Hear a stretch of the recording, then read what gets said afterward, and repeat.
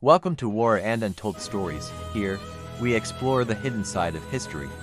Don't forget to subscribe, hit the like button, and share your thoughts in the comments. The roar of aircraft engines echoes across the endless blue of the Pacific Ocean. High above the waves, Japanese warplanes cut through the morning sky.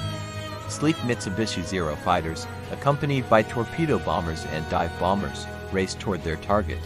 Below them lies a small speck of land in the vast ocean, Midway Atoll. To the Japanese command, this tiny island is the key to victory in the Pacific. But what is about to unfold over these waters will become one of the most decisive battles in modern naval history. The battle that will change the course of World War II. A rising empire just 6 months earlier, the world had been stunned by the surprise attack on Pearl Harbor. On December 7, 1941, aircraft from the Imperial Japanese Navy struck the American Pacific Fleet in a devastating blow known as the attack on Pearl Harbor. Battleships burned in the harbor. Hundreds of aircraft were destroyed. Thousands of American sailors lost their lives. For Japan, the attack appeared to be a brilliant success. With the American fleet crippled, Japan rapidly expanded across Asia and the Pacific. Japanese forces swept across the Philippines, Malaya, Singapore, and the resource-rich Dutch East Indies. Everywhere they went, Allied forces struggled to resist. At the center of this offensive was a powerful strike force known as the Kido Butai, the most formidable carrier fleet in the world. 6 fleet carriers, hundreds of aircraft, highly trained pilots with years of combat experience. No navy had ever assembled such a devastating weapon at sea. Yamamoto's concerned despite these successes, one man remained cautious. Admiral Isoroku Yamamoto, the architect of Japan's naval strategy, understood something many others did not. Pearl Harbor had been a tactical victory, but it had not destroyed America's ability to fight. Most importantly, the United States aircraft carriers had not been in the harbor during the attack. Those carriers were still somewhere in the Pacific, and Yamamoto knew something else. The industrial power of the United States was enormous. Factories across America could produce ships, aircraft, and weapons at a scale Japan simply could not match. If the war dragged on for years, Japan would inevitably be overwhelmed. The only hope was to force a decisive battle soon, one that would destroy the remaining American carriers and compel the United States to negotiate peace. The American situation on the American side, the situation seemed bleak. When Admiral Chester W. Nimitz assumed command of the Pacific Fleet, he arrived at Pearl Harbor to find devastation. Battleships lay sunk or crippled in the harbor. Aircraft losses were severe. The morale of the fleet was shaken. Yet one type of ship had survived the disaster: aircraft carriers. Carriers would soon prove to be the most powerful weapon in naval warfare. Nimitz understood that these ships were now America's greatest strategic asset. But there were very few of them, and the Japanese fleet was still vastly superior. The Doolittle raid, then something happened that shocked the Japanese leadership. On April 18, 1942, American bombers launched an unprecedented attack on Japan itself. Led by Lieutenant Colonel James H. Doolittle, 16 B-25 bombers took off from the aircraft carrier USS Hornet CD-8. It was an extraordinary mission. Medium bombers had never before launched from an aircraft carrier. Flying hundreds of miles over the Pacific, the aircraft reached Japan and dropped bombs on several cities, including Tokyo, Yokohama, and Nagoya. The damage was limited, but the psychological impact was enormous. For the first time in the war, Japan itself had been bombed. The Japanese high command realized the American carriers posed a serious threat. They had to be destroyed. The plan, Operation Me. Admiral Yamamoto soon unveiled an ambitious strategy. It was called Operation Me. The objective was simple but bold: capture Midway Atoll and lure the American carriers into a trap. Midway sat roughly halfway between Asia and North America. If Japan seized the island, it would extend the defensive perimeter of the empire and threaten Hawaii. Yamamoto believed the Americans would rush their carriers to defend the island. When they did, the powerful Japanese fleet would ambush and destroy them. The Imperial Navy assembled a massive force for the operation. 4 fleet carriers would lead the attack: Akagi aircraft carrier, Kage aircraft carrier, Soryu aircraft carrier, Hiryu aircraft carrier. Together, they carried more than 250 aircraft. Behind them sailed battleships, cruisers, destroyers, and invasion forces. It was one of the most powerful naval armadas ever assembled.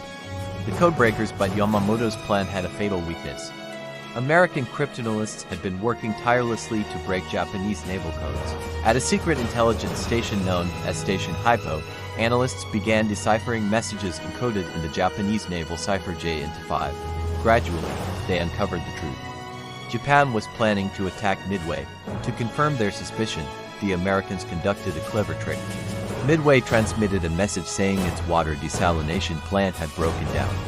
Soon after, Japanese intercept reported that a target known as AF was short on water. The mystery was solved. AF was Midway. Nimitz now knew where the attack would happen, and roughly when. Instead of sailing blindly into a trap, the United States would prepare its own ambush. The American trap, despite the intelligence advantage, the odds were still dangerous.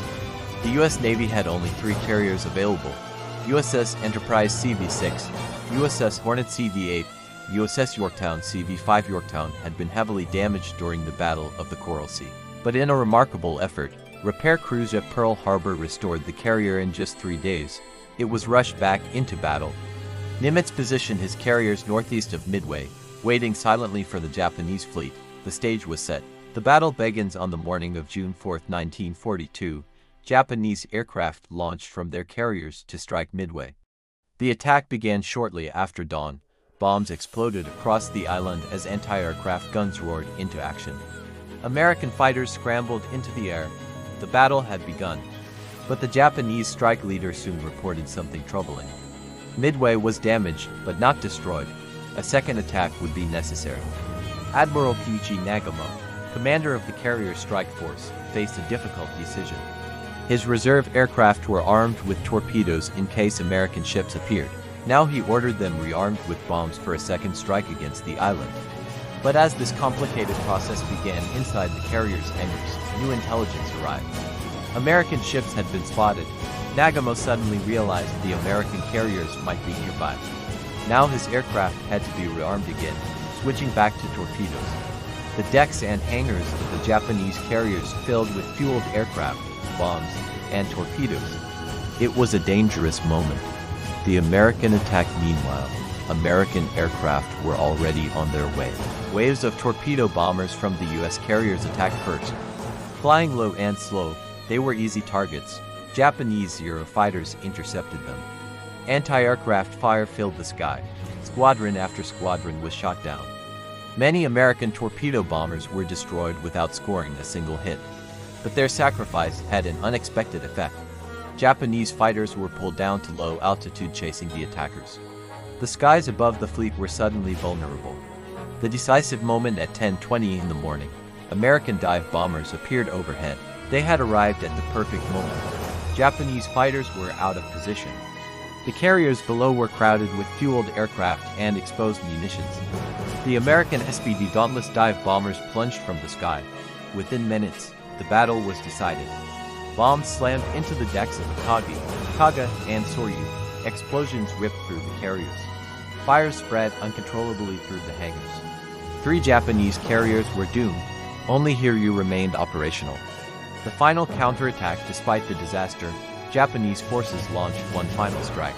Aircraft from Hiryu attacked the American carrier USS Yorktown CV-5. Several bombs struck the ship, crippling it. Later, torpedoes struck again. Yorktown was left dead in the water. But American dive bombers soon located Hiryu. They attacked relentlessly. Multiple bombs struck the carrier. By nightfall, Hiryu was burning beyond repair. 4 Japanese carriers had been destroyed. The heart of Japan's naval aviation was gone. The aftermath. The Battle of Midway ended in a stunning American victory. Japan lost 4 fleet carriers, hundreds of aircraft, many of its most experienced pilots. The United States lost only 1 carrier, Yorktown. The balance of power in the Pacific had shifted. From that moment forward, Japan would remain on the defensive. The United States, with its vast industrial power, would begin the long campaign to push westward across the Pacific. The war was far from over, but after Midway, the outcome was no longer in doubt.